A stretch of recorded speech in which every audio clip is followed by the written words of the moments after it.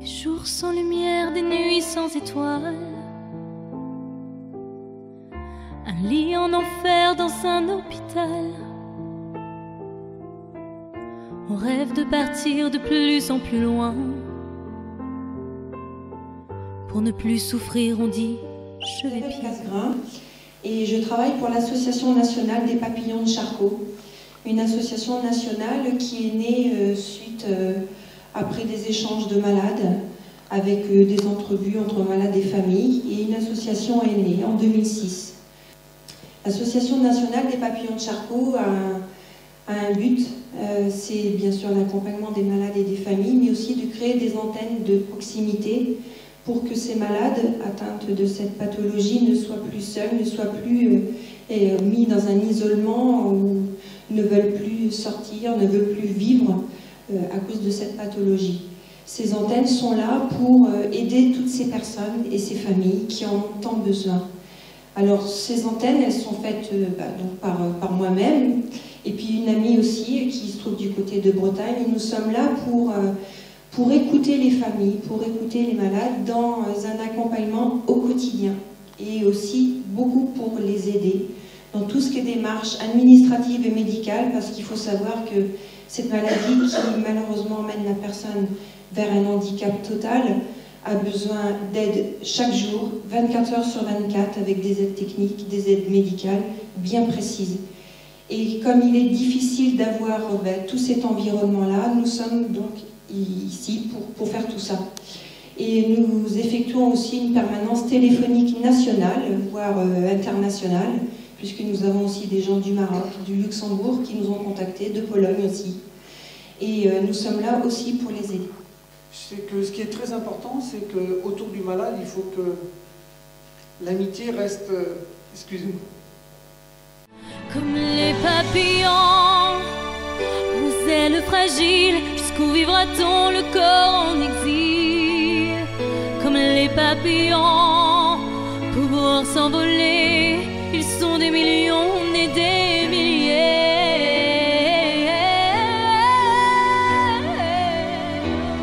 Ce film nous fait voir des gens qui sont partis, importants. Je crois que l'objectif de ce film aussi, c'est un petit peu comme le Ice Bucket Challenge. C'est une opportunité pour nous de faire connaître cette pathologie. Aujourd'hui, c'est 8 à 10 000 personnes en France, des centaines de milliers de familles impactées. On se bat, malheureusement, aujourd'hui, on n'a pas les moyens d'avoir une personne comme Zidane qui est l'association est là. Donc voilà, avec des petites choses comme ça, on atteint le grand public. Donc, voilà, quoi vous dire en plus, je crois que on ne reparlera pas de la pathologie puisque vous avez tous compris à travers le film tout ce qui se passe autour de ça. Moi je crois que je suis hyper content de voir tous les collègues d'Audrey ici. Je crois que c'est un énorme soutien que vous lui faites. Je m'appelle Audrey, j'ai 32 ans et ça fait 3 ans que je vis avec la SLA. Donc, comme dans le film, on vous annonce la sclérose latérale amyotrophique, donc oui, vous prenez un seau d'eau glacée sur la tête, rien que le nom un peu barbare. Et puis comme Stéphane, vous avez envie de vous isoler, d'envoyer tout balader, mais la vie elle reprend son cours, et je suis maman de deux petits enfants qui ont 3 et 5 ans, donc là vous vous battez, vous n'avez pas le choix, vous sortez les doigts des fesses. Voilà. J'avais préparé quelque chose, mais en fait c'est vraiment très compliqué. Donc voilà. Une chose qui m'a frappée, par contre, on a fait beaucoup de progrès, c'est sur les fauteuils roulants. Parce que quand on emmène, ouais, ça fait peur. Par contre, point de vue psychologique, l'acceptation est toujours la même, que ce soit dans les années 70 ou maintenant, c'est toujours temporaire, provisoire. Mais les médecins, ils vous parlent de prévoir votre maladie, d'anticiper vos besoins, et ça, c'est très très compliqué, c'est mission impossible, tout simplement. Il y a une autre scène aussi, quand Stéphane ramasse le stylo d'une étudiante, Donc moi c'était plutôt au début, quand je dormais, je courais, j'ai fait des kilomètres et des kilomètres. Mon mari s'en souvient parce que ça faisait ça. Hein. Et puis quand vous vous levez, en fait, douche froide, vous ne pouvez même pas poser un pied par terre. Et puis voilà, donc après quand vous vous levez, vous vous dites qu'est-ce que je peux plus faire maintenant? Parce qu'il faut savoir que tout ce qui est perdu, c'est perdu, on ne le récupère pas. Donc voilà, le matin, moi ça commence par 15-20 minutes d'autobilan de bon ça bouge, ça bouge, c'est bon. Et puis je me lève et la vie elle reprend, la vie elle continue. Il n'y a pas de... Voilà. Alors, on aurait pu appeler ce film une merveilleuse histoire d'amour. Parce que comme le disait Thierry, l'amour ça nous booste, c'est super important. Que ce soit l'amour d'un parent, l'amour d'un enfant, d'un conjoint, d'un ami, d'un collègue, d'un correspondant. Alors celui-là, il est pour toi, Florian, pardon. Parce que je viens de rencontrer un nouveau malade et pour l'instant, on ne fait que correspondre. Donc voilà, j'avais une pensée pour lui. Donc j'ai mis exprès au singulier, mais quand vous multipliez, c'est énorme. Ça fait... Et enfin, pour parler des aidants, moi j'ai des petites mains un petit peu sur tout le long de mon chemin. Et quand vous m'offrez juste un petit bout de votre bras, moi je prends la... Merci à vous, merci vraiment beaucoup. J'ai pas l'occasion de le dire, on n'en parle pas souvent, moi ça me prend aux tripes, mais voilà. Grâce à vous, je peux aller travailler, et ça c'est très important, parce que ça fait partie aussi de la vie, et c'est comme ça qu'on vit. Je vous remercie tous d'avoir pris un petit peu de votre temps pour vous informer, pour voir ce que c'était que cette maladie. Merci beaucoup. Je suis beaucoup dans l'émotion ce soir, mais sachez que la vie, elle est belle. Il y a plein de sourires, il y a plein d'amour, il y a beaucoup d'humour. Et je fais un petit clin d'œil à Richard pour l'humour. Voilà, donc je vous remercie d'avoir partagé un petit bout de Maesela. Merci beaucoup et bonne soirée. Et j'oubliais, j'avais fait un jeu de mots. N'hésitez pas ce soir à m'interpeller, mais juste, voilà, un jeu de mots. Je suis prête à répondre à toutes les questions. Ce soir, c'est la soirée SLA. Et comme l'a dit Thierry et Isabelle, le méga CGR de La Rochelle nous donne l'opportunité, donc il faut la saisir. Je vous remercie, je vous souhaite une très bonne soirée. Donc, ma maman est devenue papillon il y a maintenant 3 ans et demi et elle s'est envolée en novembre dernier. Moi, je vais rebondir encore sur les 2 mots de Thierry, l'amitié et l'amour, parce que elle, dans sa maladie, mais elle l'était comme ça déjà avant, elle avait décidé de se couper de tout le monde. C'était son choix. Ça a été très dur pour toute la famille parce que même quand elle s'est envolée, il n'a fallu le dire à personne. Donc ça, c'était très dur à porter. Donc, pour rebondir sur ces 2 mots, amitié et amour, moi, je pense qu'elle avait tort parce qu'elle s'est isolée doublement, triplement. C'était terrible pour elle dans sa tête. Donc, ce que j'ai dit déjà l'autre jour, c'était qu'on sait tous surfer sur Internet, s'envoyer des SMS, tweeter et j'en passe. Mais le net du cœur est souvent oublié. Donc si on est là aussi, c'est pour ouvrir nos cœurs pour les malades, pour leurs familles. Donc il y a beaucoup à faire dans ce domaine-là. Et il y a 15 jours, quand on était là avec Thierry et Isabelle et Audrey et Vincent, mon mari a pris le micro pour parler un peu côté scientifique, recherche sur cette maladie. Et il a dit avant, j'ai déjà la chance d'être le mari d'Isabelle Bernard. C'est quelqu'un de très réservé, très pudique, qui ne parle jamais. Il a dit ça devant toute cette salle qui était remplie aussi. Alors aujourd'hui, ce soir, je veux lui dire que moi, j'ai eu la chance de le rencontrer. Il a pu me tirer vers le haut pour que justement, avec lui et notre famille, on puisse s'ouvrir aux autres et connaître tout le contraire de ce que j'ai pu connaître quand j'étais petit. Bonsoir, je m'appelle Claude Bernard. Moi, je suis le mari de madame, comme vous l'a installé, vous l'a annoncé, pardon. Moi, ce que je voulais vous dire, je vais vous dire des choses peut-être moins sentimentales, beaucoup plus terre à terre, mais malheureusement, c'est la vérité. Et pas parce que je le dis, mais c'est de temps en temps, il faut parler concrètement des choses. Je suis retraité, mais je suis un ancien de laboratoire pharmaceutique. Et à ce titre-là, j'ai eu l'occasion de participer directement ou indirectement au développement de certaines molécules. Alors si vous voulez, je vais vous donner un chiffre déjà. Il y a 7 milliards, en gros, d'êtres humains sur Terre. Ça veut dire qu'il y a, bon an, mal an, 3,5 milliards de femmes, 3,5 milliards d'hommes. Je vous pose le problème aussi brutalement qu'il est. Imaginez un laboratoire comme L'Oréal, qui fait des cosmétiques, ils ne sont pas les seuls. Ils ont devant eux un bassin de 3 milliards potentiellement d'utilisatrices pour une crème anti-rides, pour un cosmétique quelconque. De l'autre côté, comme le rappelaient les amis, en France, il y a 8000 personnes atteintes de la SLA. Ça ne va pas s'arrêter là, mais enfin, aujourd'hui c'est le chiffre sur lequel on est à peu près d'accord. Il y en a à peu près 30 000 aux US. Et la plupart des cas qui vont se déclarer vont se déclarer en Inde et en Chine, pour des raisons évidentes de population. À votre avis, quand vous êtes devant ce genre de dilemme commercial, qu'est-ce qui va se passer? Vers où va pencher la balance? La réponse, elle est évidente. Alors moi, je voudrais rappeler quelque chose d'essentiel. On parle de la SLA, aux États-Unis, ils parlent de la maladie de Lou Gehrig, parce que c'est un joueur de baseball qui a été atteint de cette maladie-là, qui était très connu, et pour eux, bon, peu importe le résultat elle-même. Par contre, les Américains sont des gens extrêmement pratiques, et comme je le rappelais, lorsqu'il y a un problème, ils le prennent en général à bras-le-corps. Et comme Isabelle parlait, ou Thierry de Ice Bucket Challenge, je peux vous dire que c'est pas du tout par hasard. Alors, il ne faut pas s'emballer, mais il n'y a pas de problème insoluble, hein. Surtout en biologie clinique et en chimie. Ça peut mettre du temps, il faut le vouloir.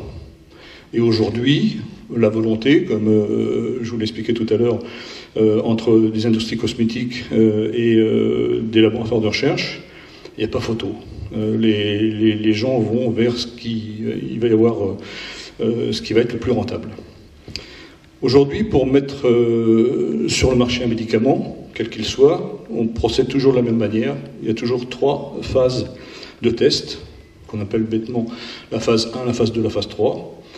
La phase 1, on se donne un sujet de recherche et on dit, tiens, bon, on va étudier quelque chose, une molécule, pour, disons, guérir telle ou telle maladie.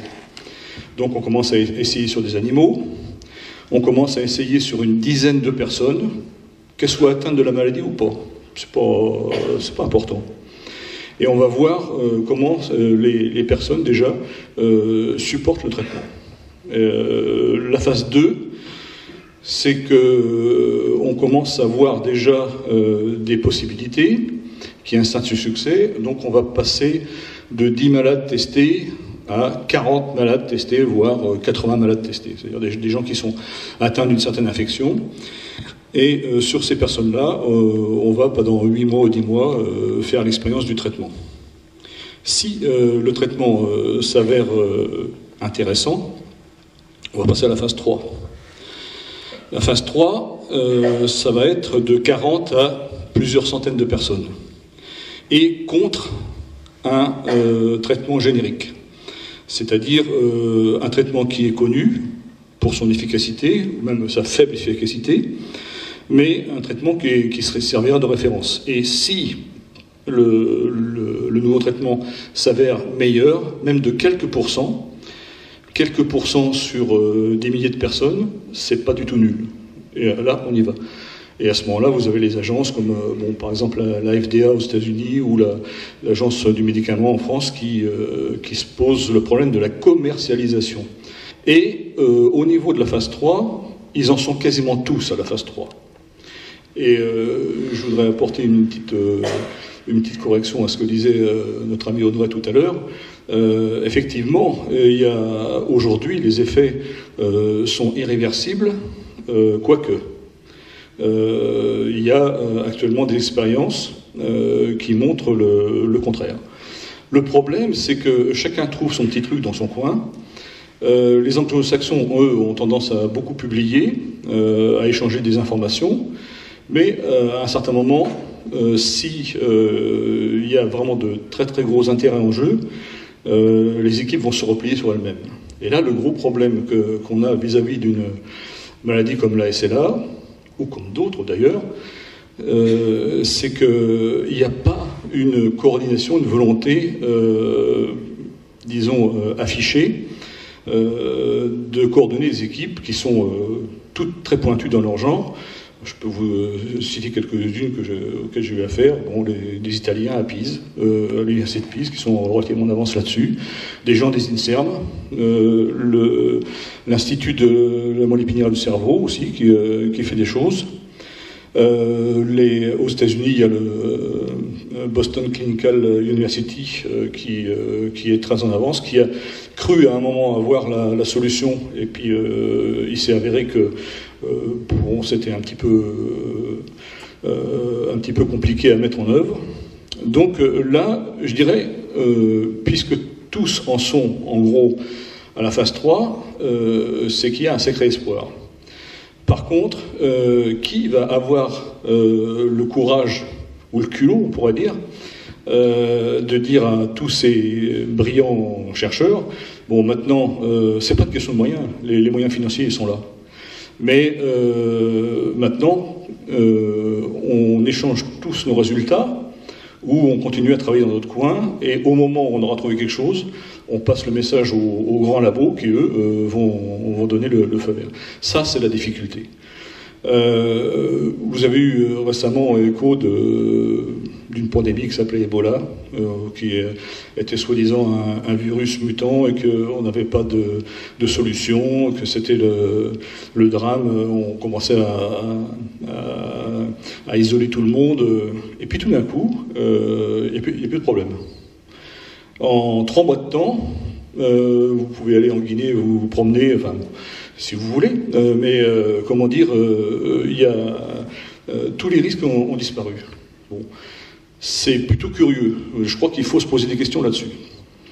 Et je peux vous donner des exemples. Par exemple, on sait que la SLA, c'est essentiellement ce qu'on appelle une maladie des motoneurones. C'est-à-dire que le cerveau travaille bien, le cortex travaille bien, la moelle épinière travaille bien, mais à un moment, les organes de transmission ne travaillent plus bien.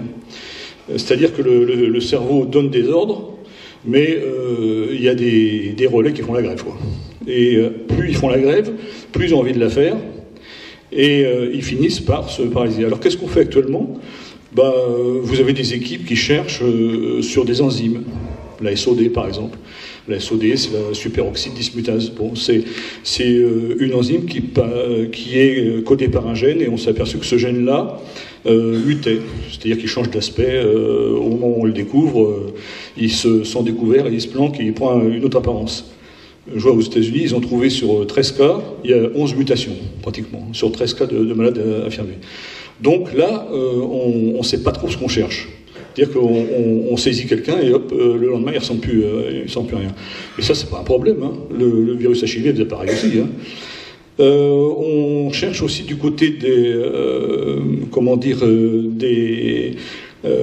effets. C'est-à-dire, on sait que la SLA finit par générer des complications respiratoires. Il y a des hôpitaux américains, notamment l'hôpital de San Diego, qui est en train de faire des études sur un sternum artificiel. C'est-à-dire qu'on va forcer la cage thoracique à faire le mouvement que naturellement elle ne peut plus faire. Donc ça, on ne cherche pas à guérir, on cherche à compenser les effets néfastes de cette maladie. Alors tout ça, vous pouvez lire dans les articles que les gens veulent bien publier. Il y a une foultitude de pistes actuellement qui en sont tous vraiment à la phase expérimentale, mais chacun cherche un peu dans son coin, et chacun évidemment garde ses résultats pour lui. Donc ça, c'est très embêtant. C'est pas un facteur très favorable. Il manque un peu le catalyseur, comme c'est arrivé quelquefois, dire bon, maintenant on arrête un petit peu les bêtises, on se met tous d'accord, et on crée un groupe de travail sur cette maladie-là. Voilà, malheureusement aujourd'hui, tout ce qui freine, c'est là. Et si j'avais, disons dans ma modeste contribution, un conseil à donner aux gens qui sont intéressés par cette maladie-là et pour même se porter volontaire au niveau d'essais cliniques, les gens les plus avancés aujourd'hui, c'est les gens de l'université de Tel Aviv. Et vous avez peut-être entendu parler de l'Institut Weizmann. Ils ont des moyens, pas plus, pas moins que d'autres. Il y a largement autant de possibilités dans les autres pays. Mais eux, ils se sont donné la volonté. Et juste avant de venir vous rejoindre, je regardais un petit peu ce qu'ils ont publié en 2013. Ils ont pris une sacrée avance sur les autres quand même, quoi. Donc je pense que certainement la bonne nouvelle viendra de là. Et comme par hasard, le professeur Hawking, que vous avez vu dans le film, a été leur rendre visite il y a quelques mois. Bon, alors bon, c'était aussi des célébrations de son mérite et tout, mais il a appris des choses, disons, aux scientifiques qu'il a vues, mais il est revenu aussi, lui, avec des informations. Donc s'il y avait quelque chose à espérer, ça serait certainement de ce côté-là, parce que eux, ils prennent la chose du bon côté, c'est-à-dire ils ont un groupe de chercheurs qui est vraiment très pointu, et ils se posent pas de questions, ils y vont. Donc, bon, ce qu'il faut leur souhaiter, c'est qu'ils continuent sur cette lancée-là, et puis que des équipes de recherche viennent s'agglutiner autour. Mais je crois que je vais peut-être parler un petit peu beaucoup. Voilà ce que je voulais vous annoncer. Bonne soirée, merci beaucoup. Merci. Donc au commencement, on était 2. Puis de 2, on est passé à 3, et enfin à 4. Une vie heureuse, une vie d'amoureux, nous bâtissions, nous ne cessions de croître. Mais un jour, un tsunami, un diagnostic. Ils nous l'ont annoncé, elle était là. Ils sont pas beaux ces termes cliniques. Le nôtre tient en 3 lettres, la SLA. 3 lettres voulant dire sclérose latérale amyotrophique. La maladie est tombée sur nous. L'annonce est catastrophique. Pourquoi nous? L'annonce nous fait tomber à genoux. C'est alors qu'il faut se relever. Pas évident quand les jambes ne répondent plus. La seule envie, c'est de crier. Nous allons nous battre, ce n'est que le début. On apprend à la connaître, on nous dit qu'aucun traitement n'existe. Alors il ne faut rien lâcher, il faut renaître. Pas de place à lui laisser, nous, on résiste. On passe son temps à s'adapter, canne, fauteuil, système D. Nous ne cesserons de nous acharner pour la vaincre avec opiniâtreté. On l'a toujours su, il y a un effet papillon. Et avec le nombre de papillons que nous sommes, si tout le monde bat des ailes, la maladie, nous la vaincrons. Et plus personne ne prendra de Riluzol.